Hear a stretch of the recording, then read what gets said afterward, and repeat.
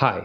നമ്മൾക്കുണ്ടാകുന്ന ആഗ്രഹങ്ങളും, ആ ആഗ്രഹങ്ങളെപ്പറ്റി നമ്മൾ കാണുന്ന സ്വപ്നങ്ങളും, അത് നടത്തിയെടുക്കാൻ വേണ്ടി നമ്മൾ എടുക്കുന്ന ചില തീരുമാനങ്ങളുമാണ് നമ്മുടെ ജീവിതത്തിന് അർത്ഥങ്ങളുണ്ടാക്കുക.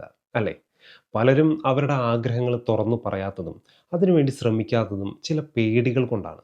മറ്റുള്ളവർ എന്ത് പറയുമെന്നുള്ള ഭയം, ഞാൻ ഇതിനു വേണ്ടി ഇറങ്ങിത്തിരിച്ചാൽ എൻ്റെ കയ്യിലെ പണം നഷ്ടമാകുമോ എന്നുള്ള ഭയം, ഇനി പരാജയപ്പെടുമോ എന്നുള്ളൊരു ഭയം. ഇങ്ങനെയുള്ള ചില പേടികളാണ് നമ്മൾ ഓരോരുത്തരെയും ഓരോ ചൂടും മുന്നോട്ട് വെക്കുന്നതിൽ നിന്നും തടഞ്ഞു നിർത്തുന്നത്, അല്ലേ?